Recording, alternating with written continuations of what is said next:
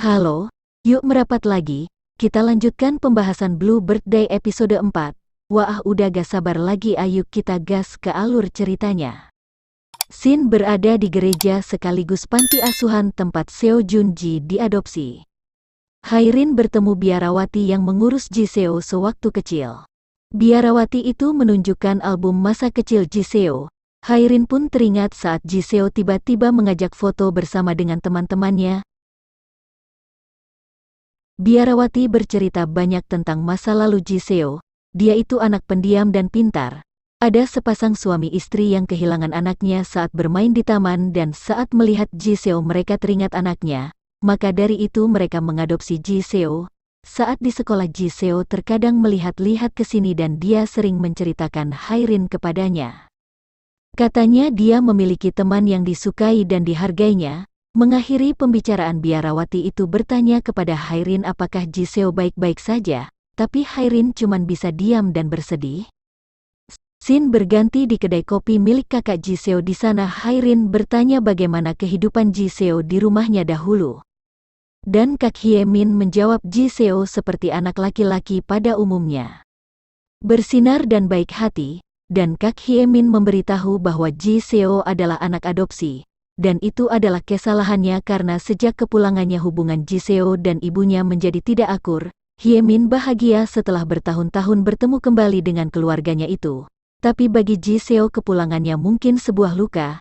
Hairin pun menyesal karena dulu dia tidak mengenal Jiseo lebih dalam padahal sudah lama bersama. Dan ketika Hairin mulai mengenalnya lebih dalam, kenyataannya dia sudah tidak ada lagi.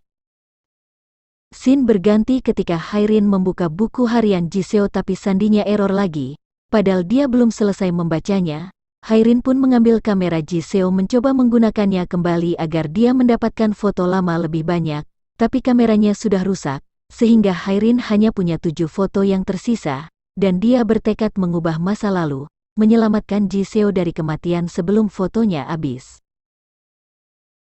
Dan Hairin membakar satu fotonya dan terpejam. Ketika membuka mata, Hairin berada di kelas dan dia bertekad sebelum telinganya berdengung dia akan menyelesaikan misinya. Hairin pun beralasan ingin pergi ke toilet kepada pak guru yang mengajarnya itu. Tapi Hairin malah kena kultum karena dia mengganggu pelajaran siswa lainnya. Dan dia tidak mengizinkan Hairin ke toilet kecuali Hairin bisa mengerjakan soal di papan. Hairin pun menyanggupinya, tapi saat Hairin menuju papan tulis otaknya blank. Dan dia memilih menunggu jam istirahat untuk menemui Jiseo. Shin berganti saat Sujin menagih janji ke Hairin agar Hairin membantunya. Tapi di sini Hairin lupa sebelumnya dia menjanjikan apa ke Sujin. Tapi Hairin menyembunyikannya. Di sini keanehan tentang ingatan Hairin terjadi lagi. Dia lupa mengingat bahwa dia menyanggupi akan ikut lomba foto bersama. Hairin pun mengelak dan berkata dia tidak lupa dan baik-baik saja. Dan Sujin mengingatkan Hairin tentang janji dia sebelumnya kalau Hairin lupa dia akan putus hubungan dengannya. Hairin pun menyanggupinya, tapi ketika Hairin menanyakan janji apa itu, Sujin pergi karena lehernya tiba-tiba sakit tak tertahankan. Shin berpindah saat mereka membahas tentang lomba foto dan mereka beranggapan tema yang cocok adalah keluarga. Tapi Jiseo tiba-tiba beranjak pergi meninggalkan diskusi itu karena ada urusan mendadak. Dan Hairin pun beranjak pergi juga. Ternyata Hairin membuka akun Jiseo dan mendapati Jiseo menulis bagaimana menjadi anggota keluarga di diarinya. Dia merasa lelah memikirkan statusnya. Hairin lalu menghampiri Jiseo yang berada di belakang kelas yang lagi galau. Memikirkan perbuatannya kemarin yang melukai hati ibunya. Dia mencoba mengirim pesan singkat kepada ibunya tapi dia batalkan karena takut. Dan Jiseo menulisnya lagi. Di sini Hairin menasehati Jiseo dan mengambil handphone Jiseo, dan ia mengirim pesan yang sebelumnya belum dikirimkan Jiseo itu. Jiseo seketika kaget, tapi Hairin berkata langkah pertama yang harus dilakukannya adalah keberanian, dan ibu Jiseo pun membalas pesan singkatnya itu dan menyetujui pertemuan itu. Shin berpindah di kafe tempat Jiseo dan ibunya bertemu.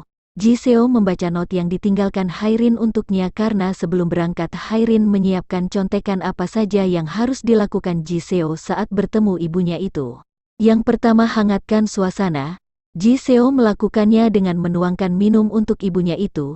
dan ketika ibunya menanyakan sesuatu padanya dia harus menjawab dengan senyuman dan berinisiatif menceritakan kehidupan sehari-harinya. Bahkan kalau tidak ada bahan pembicaraan dia boleh menyinggung Hairin di hadapan ibunya itu. Hairin pun tidak keberatan saat Ji Seo menceritakan tentangnya yang suka lupa ini itu. Dirasa suasana sudah mencair, Hairin bergegas pulang tapi dia melupakan ponselnya di kafe. Scene berganti di jalan sepi. Ji Seo dihadapkan oleh pertanyaan dari ibunya yang merasa tidak biasa saat Ji Seo mengajaknya makan bersama. Dan ia berkata bahwa sebelum Ji Seo mengajaknya pergi makan, Hyemin juga mengajaknya pergi, tapi ia menolak permintaan Hyemin. Dan menyetujui permintaan Ji Seo, karena Ji Seo memintanya untuk makan bersama pertama kalinya. Dan ia meminta maaf karena alasan awal mengadopsi Ji Seo karena tidak bisa melupakan Hyemin. Tapi seiring bergulirnya waktu rasa itu berubah. Ia berkata jika kau Ji Seo yang tiba-tiba menghilang seperti Hyemin, ibu akan mati. Dalam hal ini ditegaskan lagi walau awalnya Ji Seo diadopsi karena keegoisannya tapi mereka sangat menyayanginya. Dan di sini Ji Seo pun meminta maaf karena sikapnya kemarin merupakan kesalahpahamannya sendiri. Mereka pun berpelukan. Hairin yang mengintip di balik pohon pun merasa tenang. Kekhawatiran Ji Seo tentang keluarganya itu teratasi. Dan dia berharap masa depannya juga teratasi secara alami. Dan Hairin menyadari ponselnya ketinggalan di kafe. Dia bergegas ke kafe dan melihat log panggilan dari Sujin yang terlalu banyak. Dan dia berusaha menghubunginya. Dia mencoba menyelamatkan Ji Seo tapi melupakan Sujin. Saat Hairin menelpon Sujin kembali ternyata Hairin menerima panggilan dari Ji Seo. Dan di sini Hairin galau antara janjinya pada Sujin atau menyelamatkan Ji Seo. Dan Hairin memilih menyelamatkan Ji Seo lebih penting. Scene berganti saat Ji Seo sedang duduk bersama dengan Hairin. Dan dia berkata kertas aneh yang diberikannya itu sungguh membantunya. Dan Hairin bahagia tentang hal itu.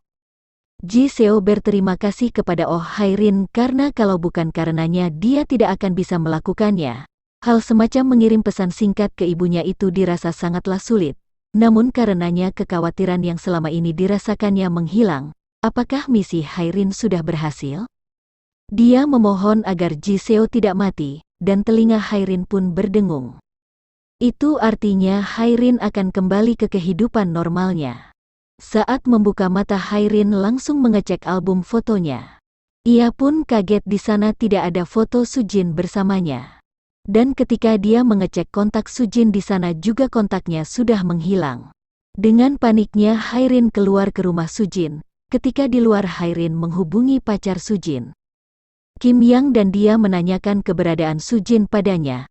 Tapi jawaban Kim Yang membuat Hairin bertambah bingung karena dia menjelaskan bahwa Hairin dan Sujin sudah putus hubungan ketika SMA, dan Hairin teringat gara-gara ia tidak menepati janjinya pada Sujin. Sujin memutuskan persahabatannya dengan Hairin karena Sujin beranggapan Hairin tidak menganggapnya sebagai teman akrab, hanya Ji Seo yang dipikirkannya. Hairin mengira bisa mengembalikan semuanya seperti semula, tapi itu hanya kesalahpahamannya saja. Dan ia terus meratapi nasibnya, bukan itu yang ingin dirubahnya, dan berpikir mungkin jika tidak melakukan apapun itu lebih baik, dan Hairin pun tertegun ada sosok yang memanggil namanya dan ternyata itu Jun Seo. Haha, meleleh, seketika Hairin memeluknya. Sampai di sini kebaperan episode 4 ya teman-teman. Wah, cepat sekali kita harus berpisah di sini. Tetap stay tune ya. Terima kasih sudah mampir, terus dukung channel ini dengan cara like, komen, dan subscribe ya teman-teman. Bye-bye, sarangeo.